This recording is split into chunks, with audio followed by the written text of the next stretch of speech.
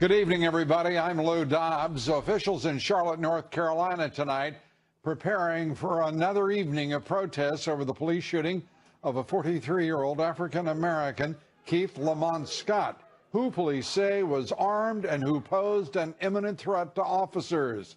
Demonstrations were mostly peaceful last night, but there is mounting pressure on officials to release the video of the Tuesday shooting. Earlier today, Scott's wife released her own recording of the incident. In that footage, you can hear Rakelia Scott pleading with police not to shoot her husband. Officers can also be heard yelling, "Drop the gun," as she responds, "He doesn't have a gun." Scott was shot by Officer Brentley Vincent, who, like Scott, is African American. We'll play you the tape here tonight. And among my guests, Wall Street Journal columnist Jason Riley and the Weekly Standard's Fred Barnes. Also tonight, both Donald Trump and Hillary Clinton took the day off from the campaign trail to prepare for Monday's all-important presidential debate. The stakes are high, obviously. Some predict the first debate could draw a Super Bowl-sized audience of somewhere around 100 million people. I'll tell you how both candidates are preparing. And the Clinton cover-up continues. A federal judge today ruled that most of the 15,000 emails recovered from her server will be released, but not until after Election Day. If you think we do not have a problem in this country, you are very much mistaken about the public's right to know. The president of Judicial Watch, the group seeking the emails, slammed the decision, saying that the judicial process is, quote, absolutely corrupt. Add to that the FBI. The FBI not immune from those allegations of corruption. It turns out that the FBI was, in the words of one lawmaker, handing out immunity deals like candy. We learned today that Clinton's former chief of staff, Cheryl Mills, and 2 other of her staff members were given immunity by the Obama Justice Department in exchange for their cooperation in the now closed FBI investigation. That is, no testimony, no jail time, but plenty of immunity. It is no wonder that the FBI did not prosecute the case. Our top story tonight, the family of Keith Lamont Scott.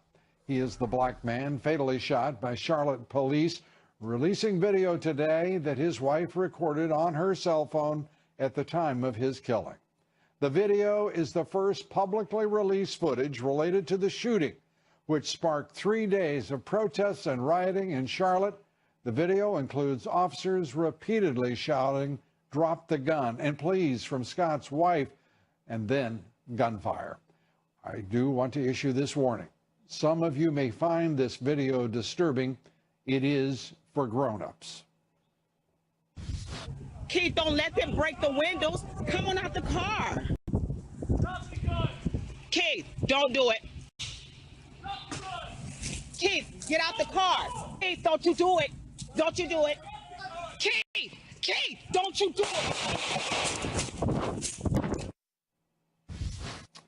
Charlotte police officer and Chief Care Putney refused to release any of that video held by the police of the incident, but says that that decision no longer rests with his department. The investigation has been taken over by the State Bureau of Investigation, and it will now decide whether to release those tapes to the public.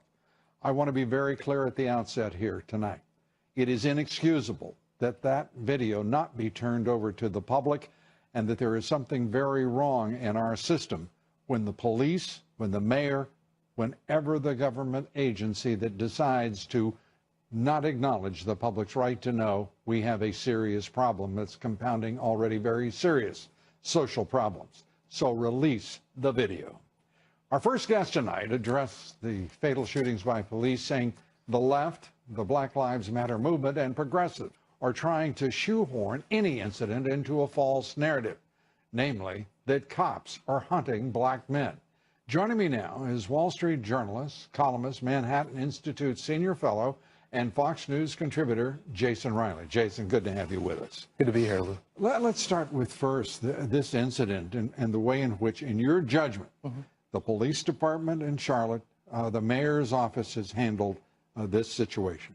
Well, you use the term right to know, but as you know, many parts of our criminal justice system are not open to the public.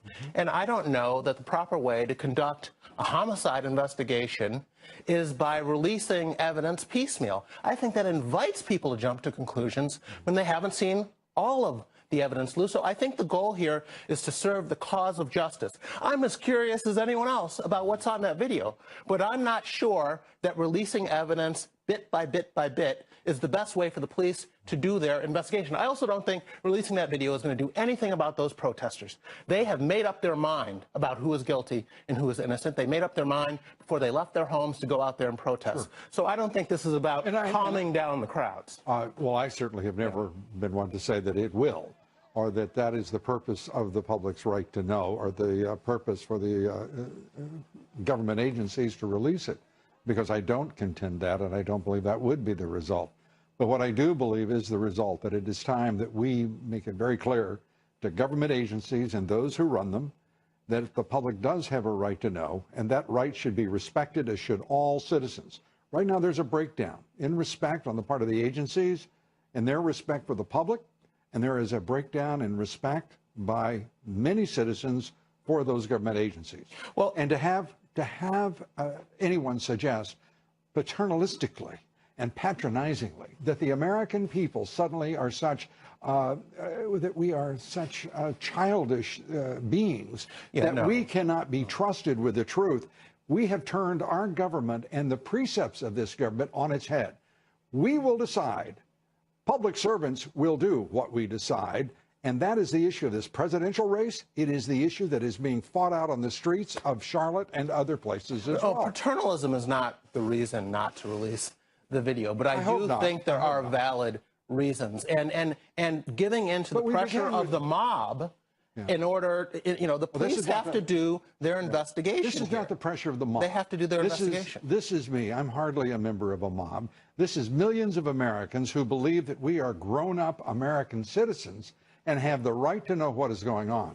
And I will guarantee you that most of the people who live in Charlotte, North Carolina, are grown-up, big boys and girls who can handle the truth no matter how distastefully, and can come to judgments, and by the way, withhold judgment based on what they know. Well, to ignorantly deny them their right to know is to turn American values on its head and turn the very idea of community on its head. This is outrageous what is being done by all of these government agencies. We are living in a sort of brave new world here with these body cameras and the social media and the way the family member was able to get her side out very quickly. And you're right, there are not protocols in place right now, or at least they're not uniform across the country or department by department. So maybe we need more of that so the people know what to expect when a shooting happens, how soon, if there's a body camera or a police car camera, how soon to expect to see that. But I will say the goal of the police department is to serve the interests of justice.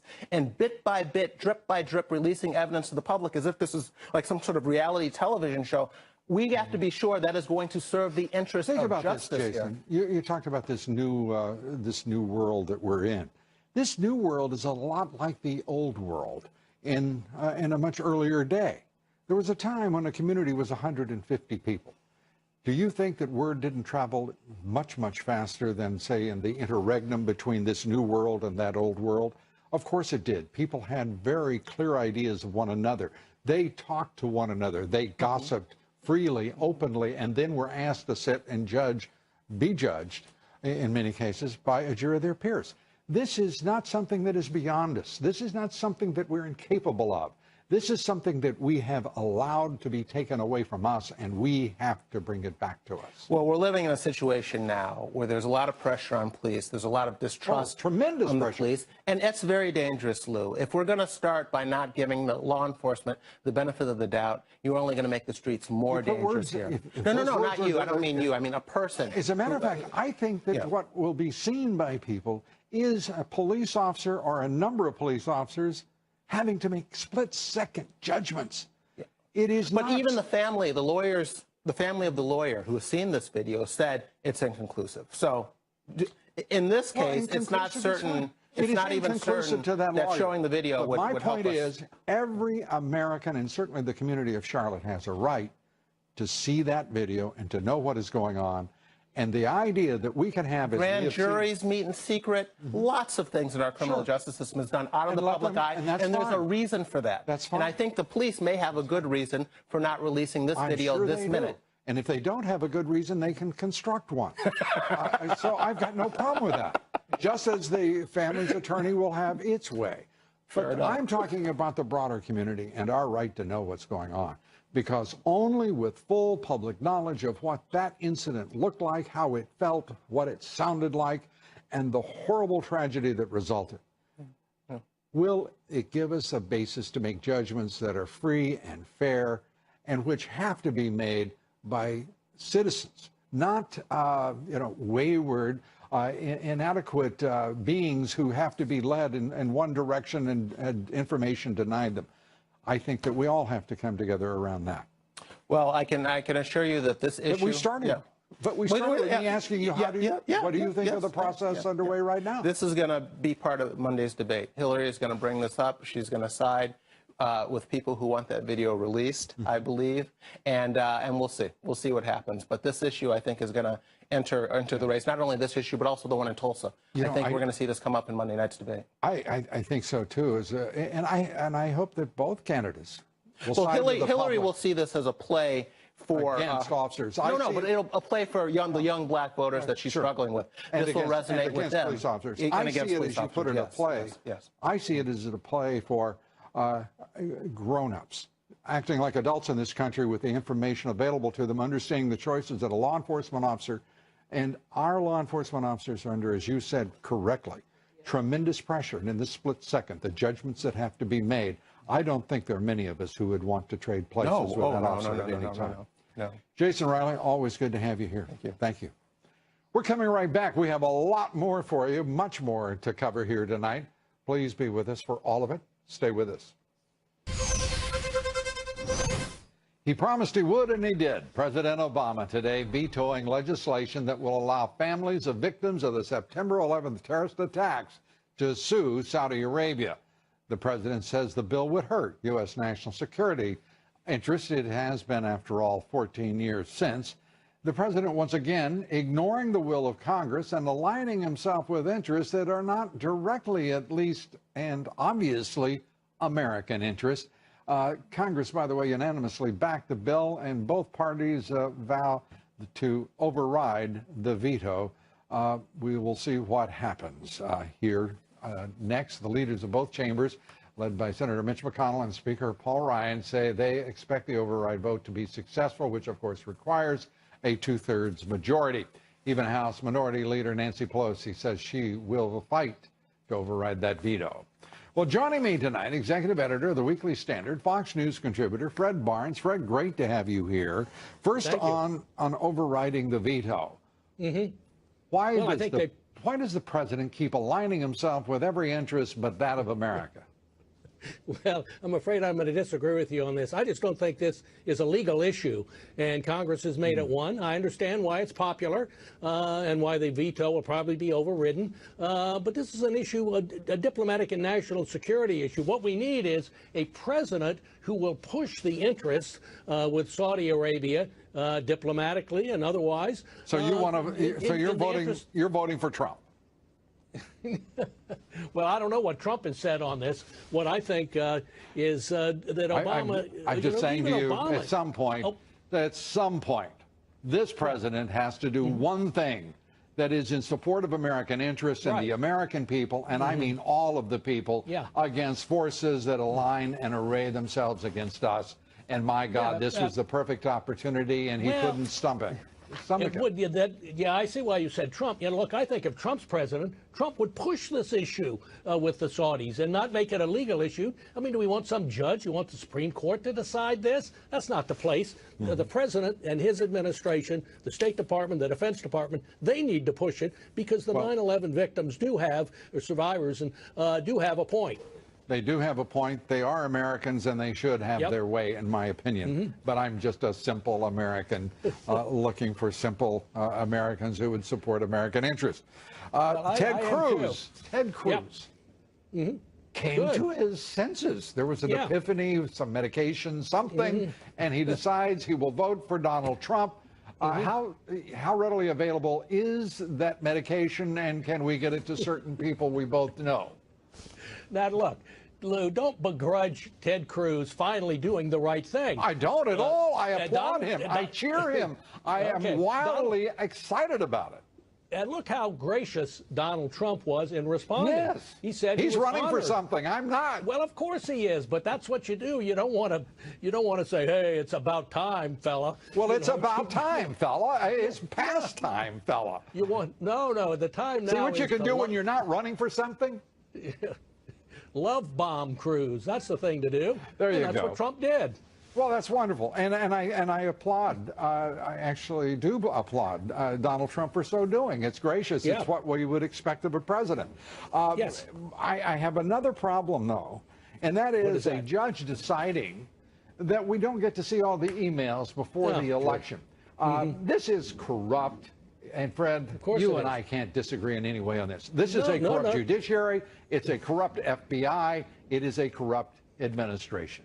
Look, we know perfectly well that the State Department could finish these things if they had assigned enough people to it and did it. So, it's clearly possible to do. Private companies can hire tens of thousands of people for holiday shopping. Yeah. We could declare a holiday for the State Department until they get through them. Yeah, they're obviously slow walking this thing. And here's what I think should happen. Lester Holt, in the debate on Monday night, ought to ask Hillary Clinton.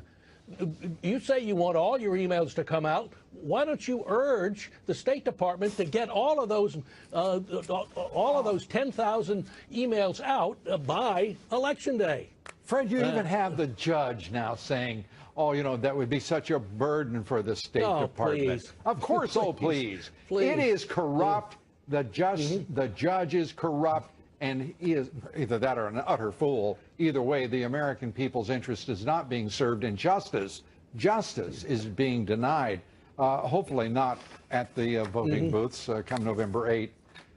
There's a lot of accounting to be done here, isn't there? There is. That's the problem with the whole email issue now with everybody getting immunity. So, 5 people have gotten immunity. So nobody's being blamed for this. There's nobody responsible. Here's another question that Holt ought to ask Hillary. Wait. Somebody is responsible. It is President Obama, it is his Justice Department and Loretta Lynch, his Attorney General, and his FBI Director, who is doing exactly, obviously, what he's told. Well, he's certainly not securing justice in this case. Well, then I infer from all of that very simply that he is as much to blame as President Obama, Loretta Lynch, Hillary Clinton, and the whole bunch. I think the FBI has been stained by this, its reputation, the more we learn there. I think Hillary needs to be asked at the debate why. I mean, you've said nothing illegal was done. Then why do your 5 people working for you need legal immunity? And they've been working for 2 years. Yeah. Thank you very much, Fred Barnes, as always. Great to see you. Think it'll be a good debate? I think that this is going to be a debate that will be remembered mainly because Trump will win. Well said, and also it will be one for the ages. Fred Barnes, thanks so much. We'll see you Monday night. Be sure to vote in our poll tonight. The question is, who do you think will win Monday night's debate, Donald Trump or Hillary Clinton? We'd like to hear from you, and we'll have the results an hour before that debate begins. So we'll share those with you Monday evening. Our broadcast begins, as usual, at 7 a.m. Our coverage as well. Cast your vote at Lou Dobbs. And follow me on Twitter at Lou Dobbs. Like me on Facebook and Instagram. Go to Lou Dobbs Tonight. Links to everything at loudobbs.com. A few thoughts now on the Clinton-Obama political machine trying to affect the outcome of this presidential election. It's become axiomatic that Republican elites want open borders to provide cheap labor for their favorite folks in corporate America. And that Democrats want those open borders for a different reason, to bring in more voters for Democratic candidates. Today, we know the latter part of the axiom has been proved true. An internal Obama administration email shows immigration officers being ordered by their superiors to rush through as many citizenship applications as possible before the presidential election. The email was just disclosed to Fox News by Republican Senators Chuck Grassley and Ron Johnson. Both are chairmen of committees with oversight of the Homeland Security Department, The email from the chief of the branch of the Houston office of Customs and Immigration Services, one of the biggest processing centers in the entire country. Part of it reads, quote, "The field office, due to the election year, needs to process as many of their N-400 cases as possible between now and fiscal year 2016. The email goes from July 21st. It goes on to say, if you have cases in this category or other pending, you are encouraged to take advantage of the OT if you can. It's the end of year crunch time, so let's get crunchy." Isn't that cute when bureaucrats talk like that? I mean, that's kind of fun. You read that right. At a time when the Department of Homeland Security should be carefully reviewing citizenship applications, they're actually ramming them through and pushing people out to the polls as fast as their little hands possibly can. What's worse, Homeland Security has a proven lousy track record in processing cases under even normal circumstances. Just this week, we reported on a DHS Inspector General's report finding nearly 1,000 people from so-called special interest countries, i.e. those with high rates of radical Islamic terrorism, were granted citizenship when those people actually were criminals and should have been deported, but not in the Obama way. The newly disclosed email also contradicts an assertion made by Homeland Security. An agency spokesman, James McKinney, told the Washington Times, quote, "We adjudicate applications as well as educate and inform on the benefits of citizenship irrespective of elections." Well, obviously, except in election years when they want them to be voting as quickly as possible for whoever it is that has rushed their application through, in this case, Democrats. None of this is by accident, of course. It's by design, as we've all known for years. But now it's Obama, as he's put it in our face, directly in our face. The Democratic Party, its presidential nominee, Hillary Clinton, and various open borders and amnesty groups have all boosted their efforts this year to rubber stamp as many applications in time for the November election. A surge in citizenship will certainly help Democrats at the polls, and if this all sounds familiar, that's because it is. The Bill Clinton administration did exactly the same thing right before the 1996 election. Tens of thousands of people were given expedited citizenship processes despite criminal records or without going through proper background vetting. On the new findings, Senator Grassley wrote to the DHS Secretary Jay Johnson saying, quote, "We sincerely hope history is not repeating itself," end quote. Well, that's kind of nice and quaint, but of course it's nonsense. Of course it is exactly that. History repeating itself because the same people are in charge. The Democratic Party and the Clinton cartel are still the ones manipulating both votes and history. Now our quotation of the evening, this one from Martha Plimpton on the American way, and that includes not putting up with police chiefs, mayors, family members, or anyone else who says we, the American people, don't have a right to know and know everything. She said this, quote, "The word equality shows up too much in our founding documents for anyone to pretend it's not the American way. So please don't let little fascists tell you and me what we can see, what we can hear or handle. We're grown-up Americans, and public servants had better understand we'll accept nothing less than our rights and their damn respect." We're coming right back. All right, we're going to be talking about this, but we wanted to show you where we really are in the electoral votes. This isn't the guesswork. This is where we are and where these two candidates are. Donald Trump is trailing Hillary Clinton tonight, but by just 36 electoral college votes. That according to Real Clear Politics average of polls. Donald Trump is ahead in all of the states that Romney won in 2012, except Arizona, Georgia, and North Carolina. And those states, by the way, are too close to call. They're jump balls. So Trump does have some work to do there, and he's working hard. But Trump is also neck and neck, or with a slight edge over Clinton in states that Romney lost to Obama in 2012.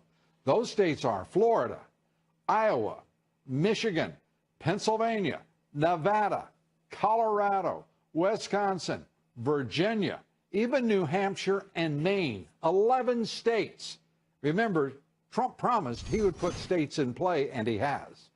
Clinton is 70 electoral college votes short of winning right now. Trump is 106 votes short. And that's why Monday is so awfully, awfully important to both of these candidates. Joining me now, WPHT radio talk show host, a good friend, Dobbs, and political communications strategist with Maslansky and Partners, Lee Carter. Great to have you both here. Thank Lee, you, Lou. We laid it out as clear as I know how to lay it out. This is tighter than anyone could possibly have imagined, and Trump right now, he looks to be in a very good position. The trends are all going for him. If you look at any trend lines, you see Hillary Clinton is on the decline, Donald Trump is on the rise. He has done exactly what he needed to do for the last 3 to 4 weeks. He has been on message. He's been motivating people. He's been acting like a leader. He's been going where the challenges are. He's been talking about the issues that are most important to people. He's not been hiding. He's not been, there's been no issues with Donald Trump in weeks. Hillary Clinton has had some very bad weeks, and so she's on the decline and he's on the rise. No question about it. You know, Don, following what Lee said, it's 12 days since she had her collapse and health scare. We haven't seen that video since. I was tempted to run it tonight just to reintroduce it, but it's been dismissed by the national liberal media. What in the world is going on here? Well, Lou, I agree. A couple things. One, that's part of the debate, too. Apparently, as I understand it, there'll be if there's coughing or any one of the candidates has a problem or whatever, they can't cut away from that. Second of all, to the point about the Electoral College, I'm seated right here in Pennsylvania, and I'm trying to be cautiously optimistic because Pennsylvania sometimes disappoints, but Trump is spending an awful lot of time here, he and the surrogates, and Mrs. Clinton is having trouble in Philadelphia. If they don't win Philadelphia, her excitement factor is 0 by 500,000 votes. They will not win Pennsylvania. And right now, they're bringing in all the big guns. Mrs. Obama this week, the president, Bill Clinton. It's constant here in Philadelphia. You know, as you talk about the surrogates, I mean, Clinton has, I don't know, dozens of surrogates. And Trump is out there fighting. He and Mike Pence on the campaign trail, as we're used to seeing traditionally a candidate and his vice president do. But this looks like, this looks like a football team. Then some sort of baseball team coming in behind her. And in the principal surrogate, that is President Obama, Lee, his approval numbers are shortening quickly. He had been doing pretty well right now, and it may be because people are seeing him again. He looks like he's losing his popularity rapidly. There's no question. When you've heard him speaking recently, people just aren't responding. I ran dial tests on some of his messages this week about immigration, about refugees.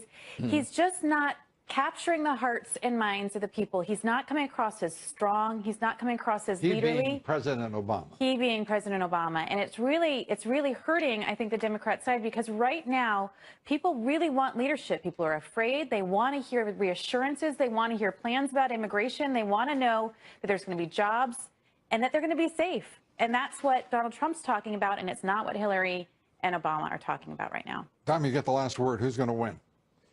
I think Donald Trump Monday night, and Lou, here's the insight. He's comfortable in his own skin. He was at our friend Joey Vento's Gino Steaks, and there wasn't any problem with him ordering a cheesesteak, a billionaire. Guys like Romney, some of these other guys, they would have had trouble. I think he'll be very comfortable on Monday night. Lee, any disagreement? No disagreement at all. You know what? Donald Trump always looks like he's having a good time. Bottom line is that matters. It comes across. She doesn't. And in a debate, you've got to be having a good time. You got to be wanting to be there. And she doesn't seem like she does. Lee, thank you very much. Tom, thank you very much. Thanks. I lied about Lou. giving you the last word. But anyway, there it is. Well, thank you both. Thank you. Joining me now, Dr. Sebastian Gorka. He's chair of military theory at Marine Corps University, author of the New York Times best-selling book, Defeating Jihad. Great to have you with us, Dr. Gorka. Thank you so much.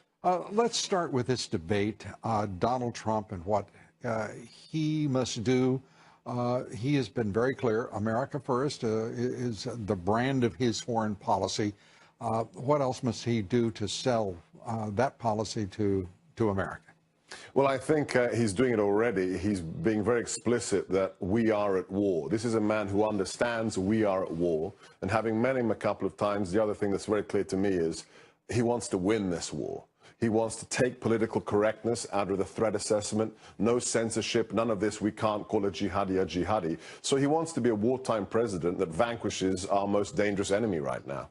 Interestingly, he's talked with two heads of state, President Sisi of Egypt and President Peña Nieto of Mexico.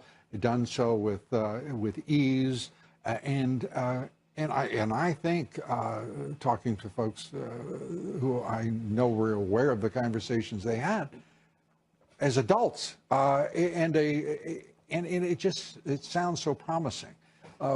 This is remarkable for a presidential candidate who's never had public service experience to take the lead in this way. And not only that, somebody who has no background until recently in national security, a very successful businessman. This was an issue for me. This is why I said yes when he reached out to me last year to talk to him about national security. And now he's got a team. Now he's got people who know the region, people like General Flynn, former director of the Defense Intelligence Agency, Walid Faris, an expert on the region. This is a man who seems to be catching up rapidly, and it's having great effect with our partners who we need to be reinforcing. And he has also conflated immigration policy and national security, talking about the threats, whether it be those immigrating to this country or coming as refugees from countries beset by jihadism, radical Islamist terrorism, or whether it be from Mexico, which has really conjoined illegal immigration and the transport of the majority supplies of the most dangerous drugs into this country. I think this is potentially one of the most valuable things he's done. And I'd use the word conflate in a good way, because in the past, immigration has been mostly represented as what? Jobs and maybe drugs. Yeah. Mr. Trump has expanded that. He said, no, it's not just about jobs and drugs. Yeah. It's about national security. It's about jihadists coming across our southern border. Yeah, let me be clear. I wasn't using conflate as a pejorative at all, because he conflated on another issue, that is child care and elder care, to come up with a very positive program that makes all of the sense in the world. And he is the only person I ever heard do that before. Right. His capacity to go beyond the narrow silos of these issues that represent challenges is helpful to an approach for solving them. He is about solutions. And think about the fact that he's done this positive conflation in just the last, what, 2 or 3 weeks? What is he going to do in the next month or two? Or in the next few days, Monday night. Indeed. At Hofstra University. Dr. Sebastian Gorka, great to have you with us. My pleasure, and happy birthday for tomorrow. Well, thank you very much. 57 and not a day older. New York's Attorney General Eric Schneiderman, a big Hillary Clinton supporter today, announced a big settlement with the Trump organization. Are you ready? $50,000. That's what it is. In 2014, Trump's hotels were hacked. 70,000 credit card numbers were stolen. No word on whether Mr. Schneiderman is going to be going after Yahoo after we learned that hackers stole the data of 500 million people in 2014. But Schneiderman got his 50 grand. Let's see what he makes Yahoo cough up. We'll see. I don't think so much. Up next, Donald Trump calling for unity in the wake of the riots in Charlotte. Pastor Robert Jeffress discusses the need for unity in this nation and Charlotte in particular. Here next. Stay with us. We'll be right back.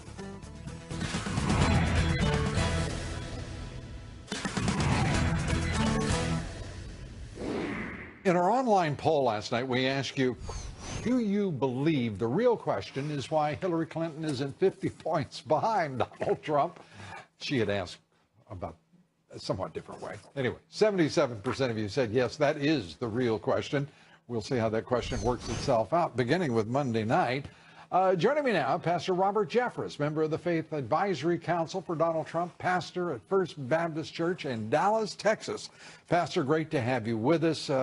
Let's start with the tragedy and the terrible times that the community of Charlotte, North Carolina, are going through. Your thoughts? Lou, anytime a life is lost, a life that God created, it is a tremendous tragedy, and we ought to feel compassion.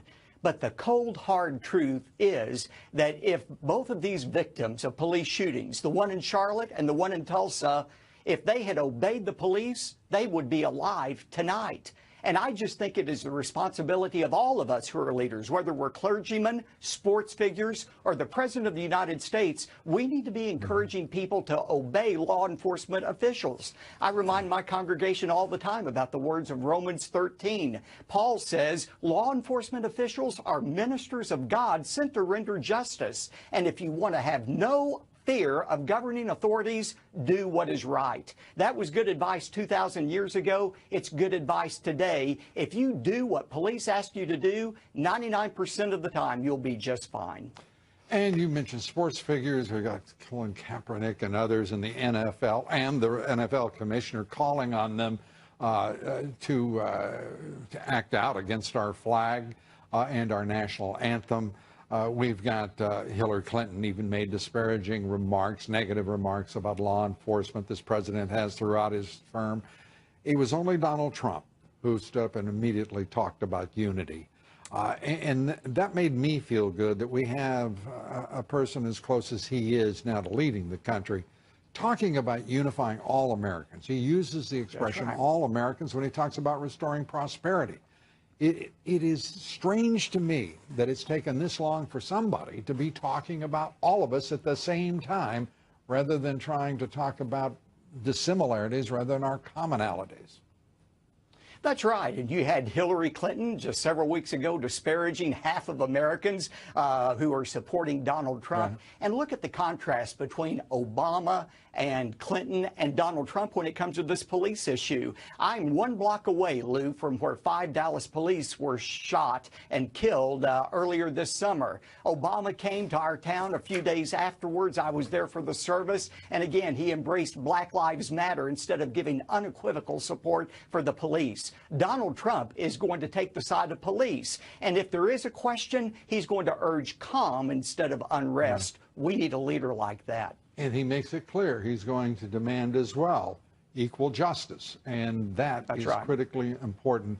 The debate Monday night, I know you've got a certain bias in this, but how do you expect that debate to go Monday night? You know, there are people who think Donald Trump ought to be locked away in Trump Tower with binders of information, memorizing facts and figures. Remember, that was a disaster for Ronald Reagan in 1984. He was filling himself with facts and figures. In the first debate with Mondale, he looked flabbergasted and flustered. Pastor, we're going to have to run. The second debate, he threw away everything and was himself. Donald Trump will be himself, and that'll be great. Pastor Robert Jeffress, thank you so much. You can take a cue. We appreciate that, Pastor. Thanks so much. Thanks you for being with us. Be with us Monday for our special coverage of the first presidential debate. Good night from New York.